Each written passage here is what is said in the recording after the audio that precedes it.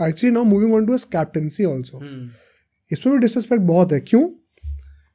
Firstly Rohit Sharma being a very bad test captain, ये एक बहुत ही रिसेंट फिनोमेना है. अभी इंग्लैंड वाली सीरीज साल के स्टार्टिंग में हुई थी, तो सब लोग बहुत तारीफ कर रहे थे कि यंग इंडियन टीम के साथ विदाउट एनी मेजर स्टार्स इतना अच्छा टैक्टिकल ब्रिलियंस दिखाई है. सेटअप कर रहे थे इंग्लिश बैट्समैन को, बैट्स को काउंटर कर दिया था पहले टेस्ट मैच हारने के बाद. बहुत तारीफ हो रही थी रोहित शर्मा की उस टाइम पे. क्लियरली कैप्टेंसी में फ्लॉस तो हैं टेस्ट मैच में, कोई डिनाई कर ही नहीं रहा इस बात को. मेन पॉइंट वंस अगेन ये कि राइट नाउ ट्रेंड ऐसा बना हुआ है कि कोई भी आके बहुत आसानी से ये चीज कह देता है कि poor captaincy, clueless captaincy, without actually giving technical inputs कि कहाँ पे पुअर कैप्टेंसी हो रही है. तुम कोई भी सोशल मीडिया उठा के देख लो, तुम इनफैक्ट इस पूरे पॉडकास्ट से कमेंट्स को भी देख लेना, मैक्सिमम लोग यही कहते हैं पुअर कैप्टेंसी है रोहित शर्मा की, क्या करे उसके लिए वो. तो उसमें लोग कह देंगे फील्ड सेटअप. फील्ड सेटअप में क्या करना है, लोग मुंह के नीचे क्यों बैठा लो, चलो. इतना आसान नहीं होता भाई. ये तो मतलब बहुत ही बेसिक लेवल, फर्स्ट ग्रेड का बच्चा भी सेम चीज बोलेगा. ये आजकल बोलना बहुत आसान हो गया कि पुअर कैप्टेंसी, बट एक्चुअली में क्या टेक्निकल इनपुट्स हैं वो कोई नहीं देता उसको. एंड ये मैंने कुछ कमेंटेटर से भी देखा है चीज होता है. ओके. अब हमने लास्ट पॉडकास्ट में बात की थी, बेसिकली आप 3 पैरामीटर्स को जज कर सकते हो. ठीक है. सबसे पहले तो आप बॉलर्स को किस पॉइंट ऑफ टाइम पे इंट्रोड्यूस करो, रोटेशन कैसा हो रहा है, सिचुएशन को देखते हुए, प्लेयर वर्सेस प्लेयर मैचअप्स को देखते हुए आप कितनी प्रिपरेशन करके आए हो. सेकेंडली फील्ड सेटअप्स आप किस तरीके से कर रहे हो. थर्डली टैक्टिकल सेटअप क्या है.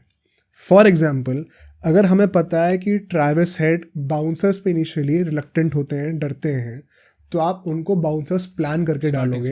ये है टैक्टिकल सेटअप कि मैंने बैटर के लिए स्पेसिफिकली एक टैक्टिक क्रिएट करा है शॉर्ट बॉल का. उस टैक्टिकल सेटअप को सपोर्ट करने के लिए फील्ड सेटअप आता है कि अच्छा अगर मैं बाउंसर डालूंगा तो नाउ माइट एज वेल एक शॉर्ट लेग बगल में बैठा लूं, ताकि अगर वो एज लगे तो कम से कम पकड़ तो पाए बंदा, वरना सर्वाइव कर जाएगा. फिर एक टाइम के बाद बाउंसर पे छक्का भी मारने लग जाएगा. उसको सपोर्ट करने के लिए फील्ड सेटअप. एंड तीसरा, इन दोनों चीज़ों को इम्प्लीमेंट करने के लिए कौन सा बॉलर लाना है. ये तीनों चीज़ों के मिश्रण से आप डिसाइड कर सकते हो कि एक बंदा फील्डिंग करता है तो कप्तानी अच्छा कर रहा है कि नहीं कर रहा है. 10 फैक्टर्स और हैं, ये 3 बहुत ही इंपॉर्टेंट फैक्टर्स हैं. ऐसे कोई एक्सप्लेन करता नहीं है. अब इसमें मेन बात क्या हो रही है, क्या रोहित शर्मा ने इस मैच में बुरी कप्तानी करी है. एक्चुअली में पिछले 2-3 मैचेस आप देखो तो बहुत ज़्यादा बड़ा इंप्रूवमेंट था इस मैच में. आई थिंक इम्प्रूवमेंट था, but there was a point जहाँ पे वो उस चीज़ को कैपिटलाइज कर सकते थे. सेकेंडली, इम्प्रूवमेंट था, इसका मतलब ये नहीं है कि ये बेयर मिनिमम हमें एक्सपेक्ट नहीं करना चाहिए. आप इम्प्रूव करके जो सेटअप्स कर रहे थे, जो बॉलर्स को सही टाइम पे ला रहे थे, बहुत ही अच्छी बात है, but this is what a captain is expected to do. ठीक है. तो ये बेयर मिनिमम ये तो करना ही पड़ता है कप्तान को.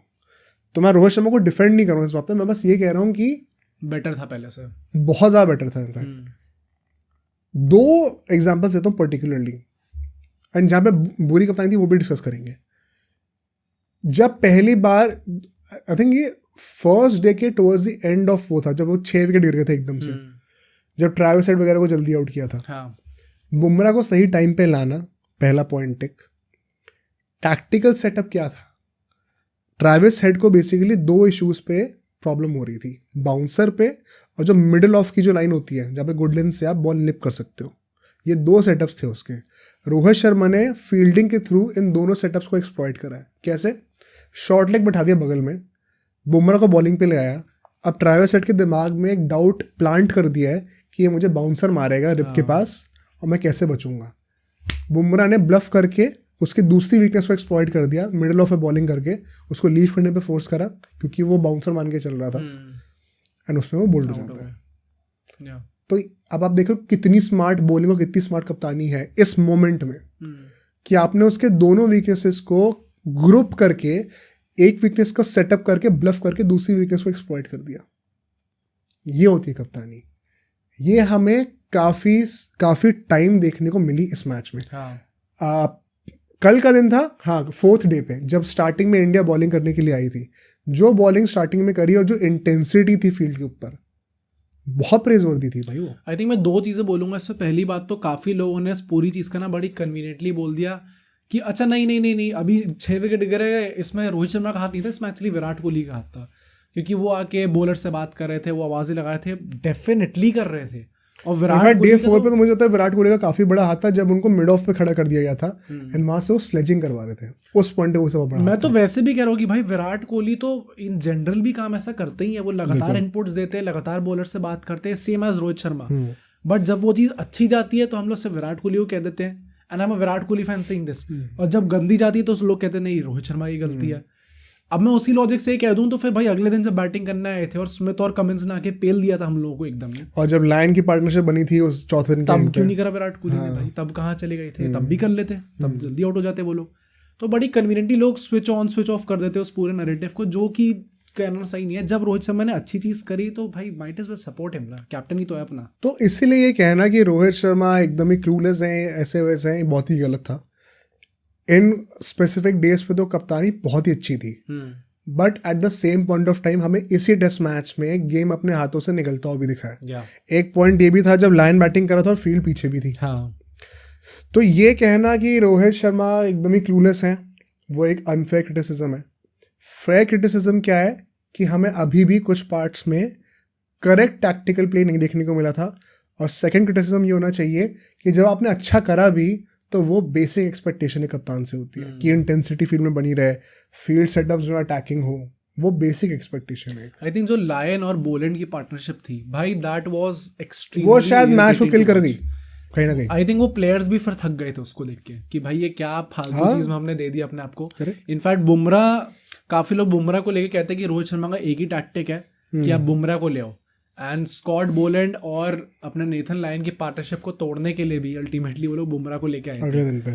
But that just tells you, even last जो ओवर डाला था बुमराह ने डाला था उस दिन जब उन्होंने नो बॉल डाल दी थी, एंड बुमराह खुद से इतना डिसअपॉइंटेड थे कि उन्होंने डाल दी। उससे पहले एक क्लिप फेमस हुई थी जहाँ पे रोहित शर्मा ने कहा कि एक ओवर डालेगा और उसने कहा था बस अब नहीं हो पा रहा, जान नहीं बची, इसलिए वो लास्ट के ओवर में 130-20 किलोमीटर पे बॉल डाल रहे थे और फिर नो बॉल भी डाल दी थी उन्होंने। बट बुमराह थके तो थे ही, ऑलमोस्ट 50 ओवर वो डाल चुके थे पूरे टेस्ट मैच में। But that also tells you कि जो बाकी सारे बॉलर्स थे वो स्टेप अप नहीं कर पाए। इसकी बात हम लोग अगले पॉइंट पे करेंगे। मतलब आपने ये तो बोल दिया कि नहीं रोहित शर्मा का एक ही टैक्टिक है कि आप बुमराह को ले आओ, आप ये भी तो देखो कि बाकी सारे जो बॉलर्स है वो एग्जैक्टली उस चीज को रेप्लिकेट नहीं कर पा रहे, तो किसी ना किसी को तो लाना ही पड़ेगा। फील्ड सेटअप्स और टैक्टिकल प्ले उनको मिला था रोहित शर्मा की तरफ से, ऐसा नहीं कि सिर्फ बुमराह को मिला था। तो ये बहुत ही अनफेयर क्रिटिसिज्म है। इनफैक्ट अब सोचो अगर ये क्लिप इतनी बढ़िया थी तो पूरा का पूरा पॉडकास्ट कितना बढ़िया होगा। तो अगर आपको इसी क्लिप का पूरा पॉडकास्ट देखना है तो यहाँ पे क्लिक करिए, और अगर आपको ऐसे ही और क्लिप्स बिंज वॉच करनी है तो यहाँ पे क्लिक करिए।